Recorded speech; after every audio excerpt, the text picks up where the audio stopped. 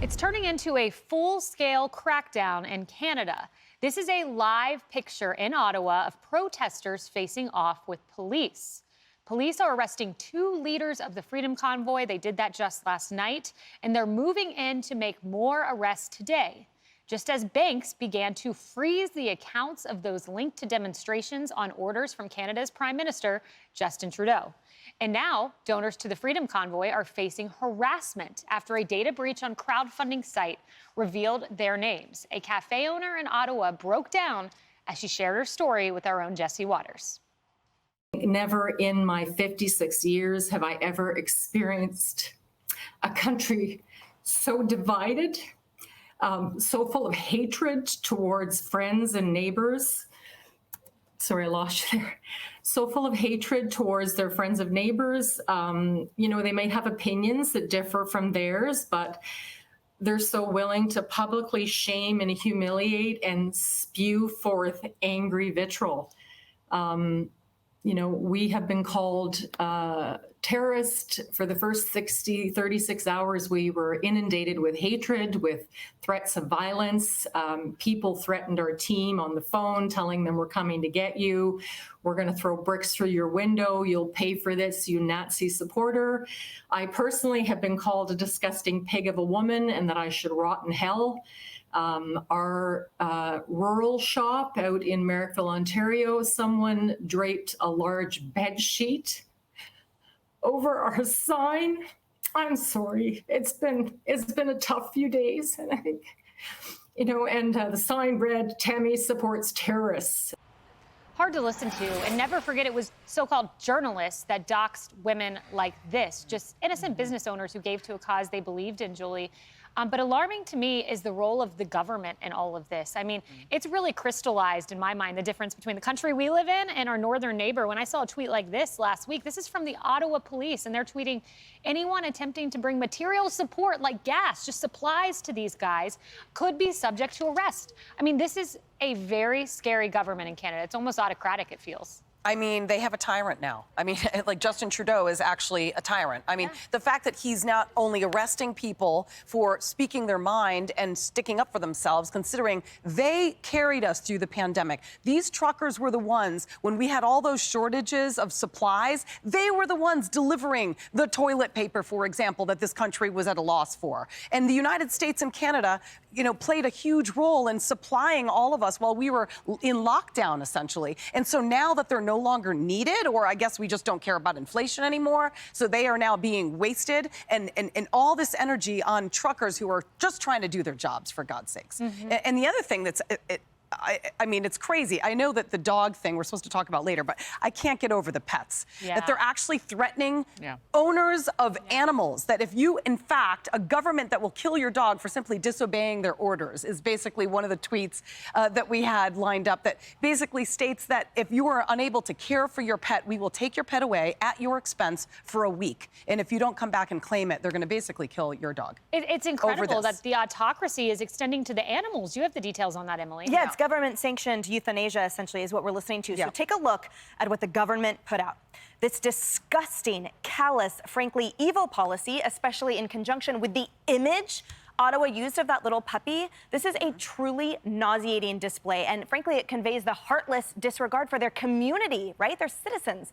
So obviously, uproar has rightly ensued, with many notables weighing in. For example, Congressman Jeremy Faison tweeting out that a government that will kill your dog for simply disobeying their orders on a public demonstration will eventually have no issue killing you for the same. Trudeau is a fool and a tyrant. Former Senator Orrin Hatch weighing in also, he said, "We are taking away your puppies is a great way to show you that we no longer worry about the optics of this crackdown." He's exactly right. Even El Salvador's president, you guys, calling for more international condemnation and also tweeting, what would happen if a Latin American government did this to its political opposition, right? There'd probably be a different and even more pronounced uproar. And then just an average Canadian summing it up, in my opinion. He tweeted, "This is an unusual form of cruelty. How will your relationship with your community survive this? Really? You know these are working class people. How do you ever expect them to trust you again, Justin Trudeau? Have you thought that far ahead? Does it even matter to you?" And I predict the answer is that relationship will not survive this. And by the time it matters to the government, it will be too late. Man, those are eye-opening tweets. Very powerful, Emily. You're exactly right. Jimmy, very few journalists have taken the time to actually go talk to the truckers. We know elitist Trudeau won't actually go talk to them, but Michelle Goldberg of the New York Times did. Here's something she found. There were plenty of people on the streets who seemed genuinely baffled by the media's description of them as part of a far-right movement. They've been infuriated and in some cases unmoored by Canada's pandemic restrictions, which have been stricter than America's. Here's where you come in, Jimmy. As the National Post reported, during the Omicron wave, the provinces of Quebec and Ontario closed schools and imposed blanket bans on indoor dining, gyms, and bars, and Quebec enacted a 10 p.m. curfew. Jimmy, I just think you couldn't last with the 10 p.m. curfew. Listen, the person I empathize the most with in this story is actually the gelato store owner, because I look like a guy who gets paid in gelato. Let's be honest. But here's the thing, and I want to make a good point about these truckers, because I talk to nonstop truckers on the phone on my nationally syndicated radio show, which you can listen to Monday through Friday on 100 stations. Hey, girl.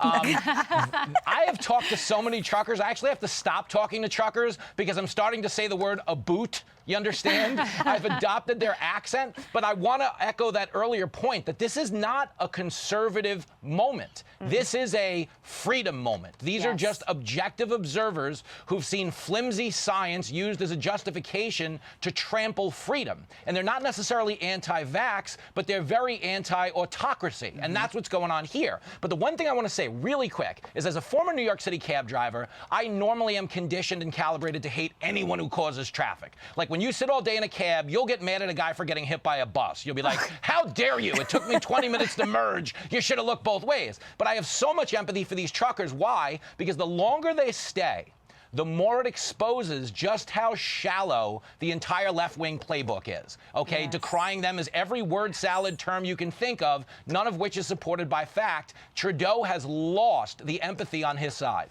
Well, you just used the curse word, the word that we're not allowed to say, and that is freedom. We're told by Canadian media that freedom's a far-right term. Trudeau says it's malleable. It's not.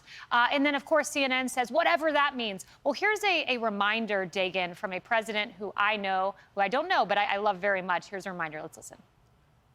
Freedom is never more than one generation away from extinction. We didn't pass it on to our children in the bloodstream. The only way they can inherit the freedom we have known is if we fight for it, protect it, defend it, and then hand it to them with the well-taught lessons of how they in their lifetime must do the same. And if you and I don't do this, then you and I may well spend our sunset years telling our children and our children's children what it once was like in America when men were free. A sober reminder, Dagan. I think we all believe that the United States has shared values with Canada until this. And it's a reminder that how important it is to preserve and protect the freedoms and rights that we have here in the United States.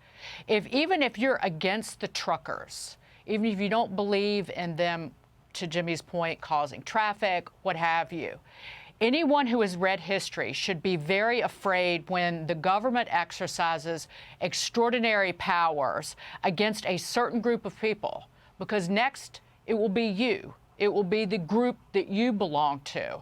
And particularly when it's a wannabe emperor, a haircut with an ego, like Justin Trudeau.